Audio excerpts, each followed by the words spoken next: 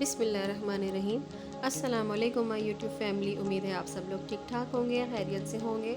अल्हम्दुलिल्लाह मैं भी बिल्कुल ठीक ठाक हूँ। आज की जो मेरी रेसिपी है वो है सर्दियों की स्पेशल डिश और वो है सरसों का साग, जो कि सर्दियों में ही खाने में मज़ा देता है और सर्दियों में ही आता है। तो आइए देखते हैं इसकी रेसिपी। सरसों का साग बनाने के लिए मैंने एक गट्टी साग की ले ली है, इसे मैंने रफली चॉप कर लिया है। ये है पालक भी मैंने एक गड्डी ले ली है, इसे भी मैंने रफली चॉप कर लिया है। ज़्यादा बारीक चॉप नहीं किया है, ज़्यादा बारीक नहीं काटा है, आप मोटा मोटा ही इसको काट लीजिए क्योंकि ये ग्राइंड किया जाएगा। फिर मैंने इसको मिट्टी की हांडी में दोनों साग को डाला है, डाल के इसको पकाएंगे हम थोड़ी देर के लिए, जब तक ये गल नहीं जाता।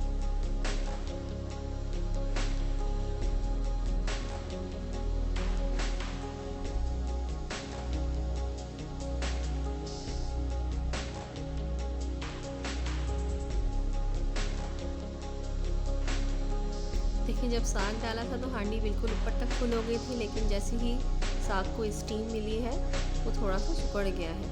अब इस स्टेज पर जब ये पानी छोड़ने लगा है साग, तो मैं इसमें डालूंगी लहसुन के जवे।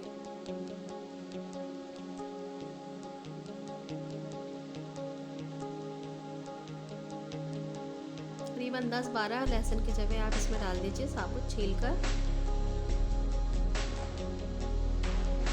और 1 टीस्पून मैंने इसमें सॉल्ट ऐड किया है। बस अब हम इसको तकरीबन 1 से 1.5 घंटे के लिए ढककर पकने देंगे।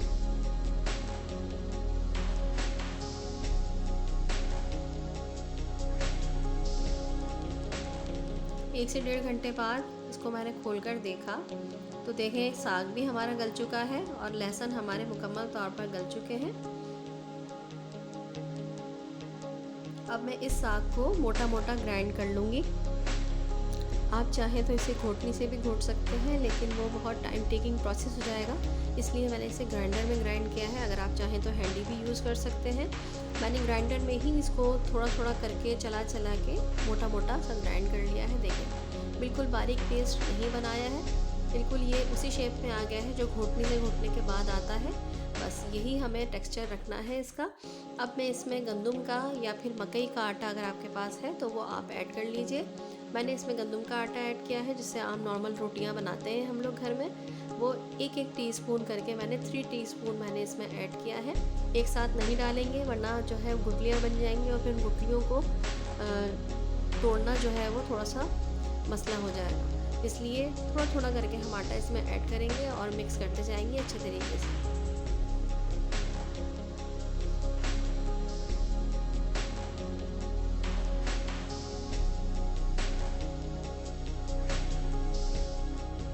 आटा अच्छे तरीके से मिक्स हो गया है। देखिए, फ्लेम मैंने ऑफ नहीं की है, फ्लेम हमारी जो है वो ऑन है और साग हमारा लो फ्लेम पर ही जो है वो कुक हो रहा है।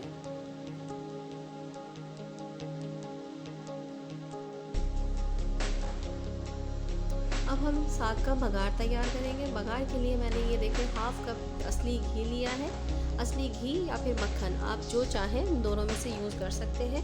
असली घी की रेसिपी मैंने अभी रिसेंटली शेयर की है, अगर आप चाहें तो आई बटन में इसका लिंक भी देख सकते हैं, डिस्क्रिप्शन भी चेक कर लीजिएगा, उसमें मैं भी इसका लिंक आपको दे दूँगी। इसके बाद मैंने ये ज़ीरा डाल दिया है। 1 टीस्पून मैंने ज़ीरा इसमें ऐड कर दिया है। ज़ीरा जैसे ही सिजल करने लगेगा मैं इसमें डाल दूँगी प्याज बहुत बारीक चॉप होनी चाहिए। प्याज मोटी नहीं रखेंगे, बहुत बारीक चॉप प्याज आपने करनी है। बस इसमें आप प्याज ऐड कर देंगे हम जैसे ही ज़ीरा हमारा सिजल होगा। प्याज को हमें ब्राउन नहीं करना है, प्याज को हमें बस सॉफ्ट करना है। सॉफ्ट करने तक हम प्याज को पकाएंगे। ये देखें, प्याज हमारी सॉफ्ट हो चुकी है।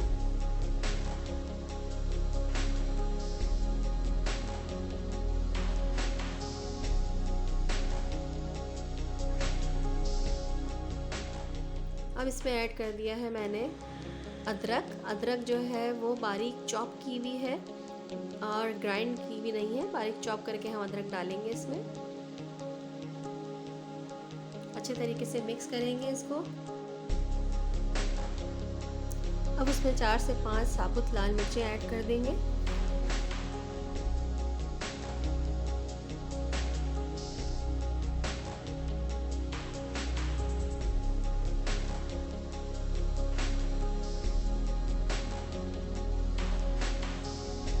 यह है कुछ खुश्क मसाला जिसमें कुटा हुआ धनिया है 1 टीस्पून, कुटी मिर्च 1 टीस्पून, गरम मसाला 1 टीस्पून, लाल मिर्च 1 टीस्पून पिसी हुई और हल्दी हाफ़ टी स्पून। ये मसाला भी मैं इसमें ऐड कर दूंगी और अच्छे तरीके से इसको मिक्स कर लेंगे।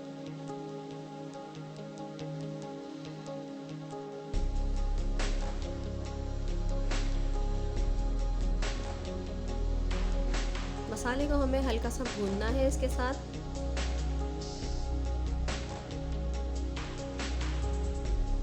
ये है तकरीबन 2 दरमियाने साइज़ के टमाटर रेड टमाटोज़ थे जो कि मैंने पीस लिया है। पीस के मैंने ये टमाटर इसमें ऐड कर दिए हैं।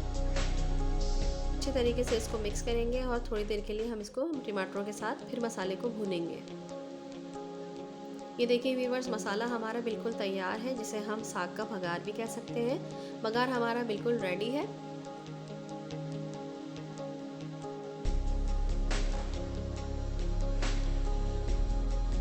अब इस बघार को मैं साग में ऐड कर दूंगी।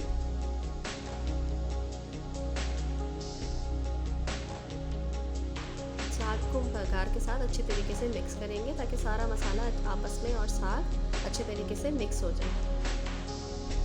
साग की फ्लेम मैंने ऑफ नहीं की थी। साग हल्की धीमी आंच पर जो है वो पक रहा था। पकते में ही मैंने बघार तैयार करके बघार इसमें ऐड किया।